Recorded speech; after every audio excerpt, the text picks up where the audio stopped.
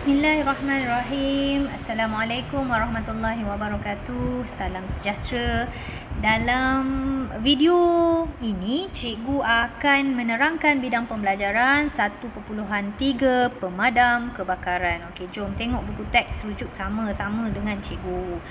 Okey, alat pemadam kebakaran ialah sejenis alat yang digunakan untuk mengawal.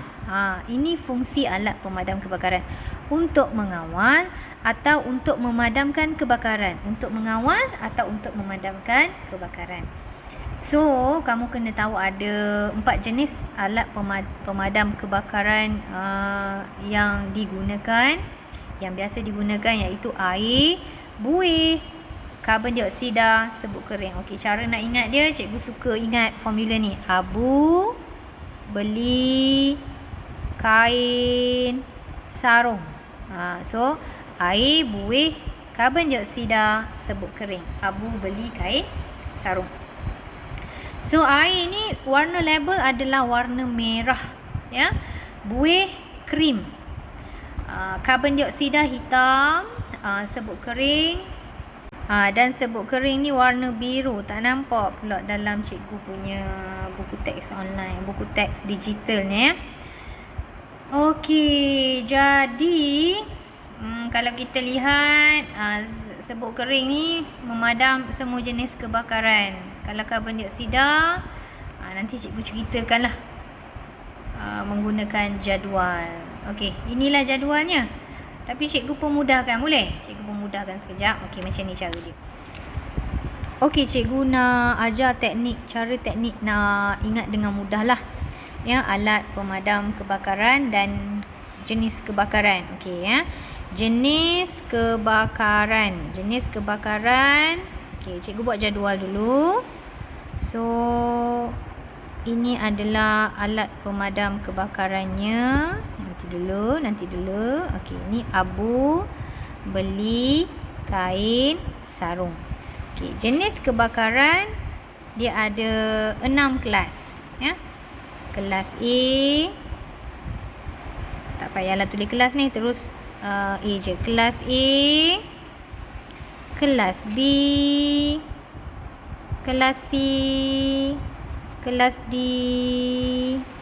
kelas E dan juga kelas F. Ada 6 kelas. Okey. Alat pemadam kebakaran pula air, abu kan?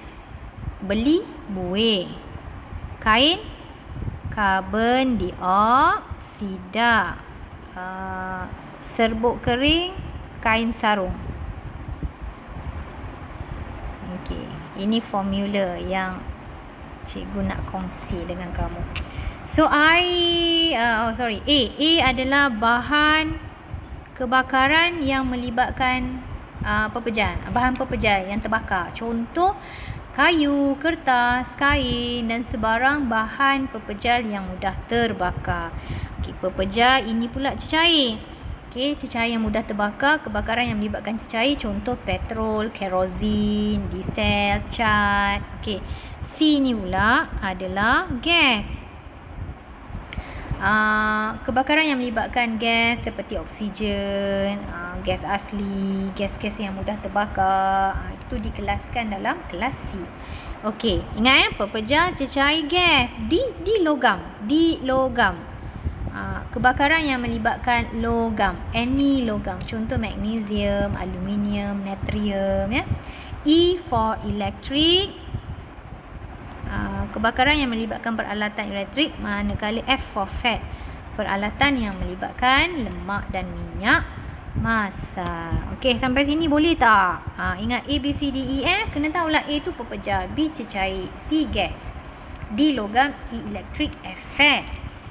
Okey, seterusnya cikgu nak kamu tahu formula. Formula bagi kelas A, BAS. Formula bagi kelas B, BSK. Cikgu nak tukarlah. BKS.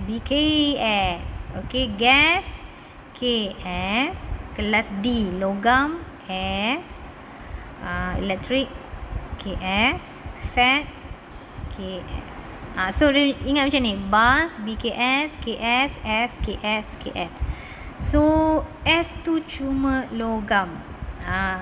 Bila kebakaran melibatkan logam, alat pemadam kebakaran yang sesuai hanyalah serbuk kering. Okey, so kalau kelas A, bas lah. Bas mana bas? B-A-S. Pepejar, bas. Cecair ataupun kelas B, B-K-S, K-S, K-S, K-S. Akhirnya, bila kamu dah faham jadual cikgu, kamu cuma bila nak ingat, kamu keluarkan macam ni saja. A, B, C, D, E, F. A, bas. B, B, K, S, K, S, S, K, S, K, S.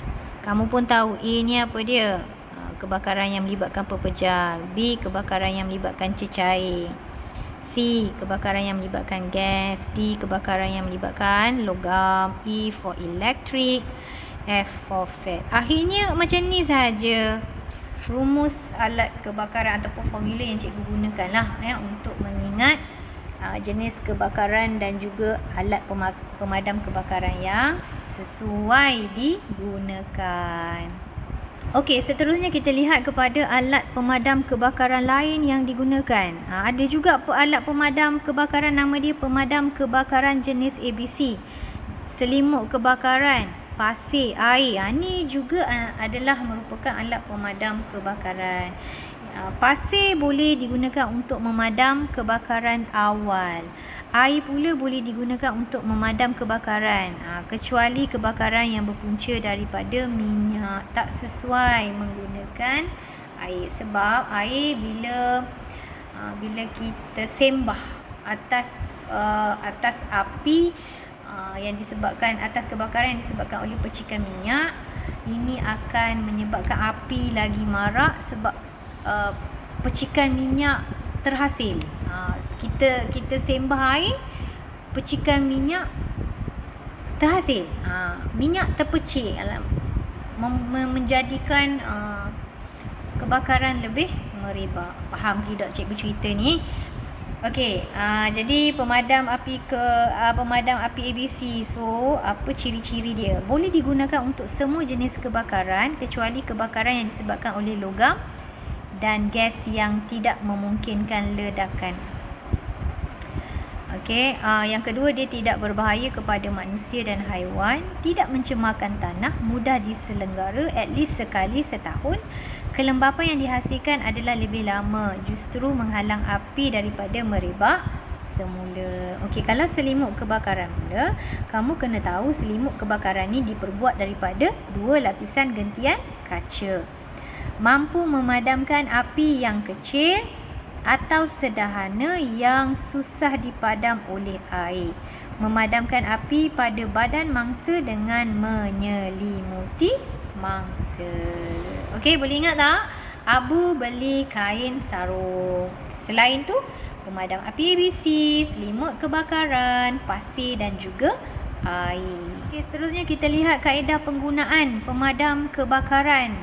Kita perlu belajar cara yang betul untuk menggunakan alat pemadam kebakaran. Ada empat. Cikgu suka kamu ingat rumus ni. Formula ni, PAS. Tapi ni orang putih, tak apalah. P tu pull. Pull tu maksudnya tarik pin. Pull pin. Tarik pin ataupun tanggalkan pin keselamatan. Okey, tu first step. Okey. Yang ni biasalah, memastikan alat pemadam tu mestilah dalam keadaan yang ditegakkan. So number 1, pull pin, tarik pin, tanggalkan pin. A tu maksudnya aim. Aim tu halakan muncung alat pemadam kebakaran ke pangkal api. Halakan muncung alat pemadam kebakaran ke pangkal api. Okey, nombor 3, S, squeeze. Squeeze ni maksudnya tekan pemicit atas alat pemadam kebakaran. Dan yang kelima, sweep. Sweep ni maknanya layangkan ke kanan ke kiri. Ataupun ayat lain dia, ratakan semburan ke seluruh sumber api dengan menggerakkan muncungnya dari sisi ke sisi. Ayat dalam buku teks ni dia panjang sikit lah, tapi kamu boleh olah ayat tersebut, pemudahkan dia. Layangkan semburan dari sisi ke sisi atau daripada kanan ke kiri. Okey, boleh ingat tak? Pass. Pass. Ingat, pass, pull, aim, squeeze, sweep. Pull ni tarik pin, halakan muncung ke pangkal api. Muncung apa? Muncung alat pemadam kebakaran. Squeeze ni maksudnya tekan pemicit alat pemadam kebakaran. Sweep ni maksudnya layangkan ataupun ratakan semburan dari sisi ke sisi. Okey, dan akhir sekali adalah audit alat pemadam kebakaran di sekolah. Jadi alat pemadam kebakaran perlu diaudit supaya ia dapat berfungsi dengan baik sekiranya berlaku kebakaran. Jadi mari kita tengok ada 5 perkara Ada 5 perkara yang perlu diaudit. Yang pertama, jenis pemadam kebakaran. Yang kedua, tarikh luput. Yang ketiga, bacaan tekanan.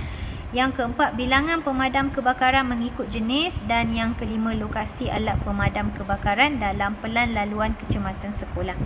Jadi ada 5 perkara yang perlu kita audit. Kena ingatlah 5 tu. Boleh? Yang paling senang cikgu rasa tarikh luput. Lepas tu jenis pemadam tu lah, buih ke, air ke, serbuk kering ke. Lepas tu tekanan dia, berapakah bacaan tekanan alat pemadam kebakaran, bilangan dia mengikut jenis, dan akhir sekali lokasi dia dalam pelan laluan kecemasan sekolah. Okey, jadi itu sahaja dalam video ini. Sekian, terima kasih.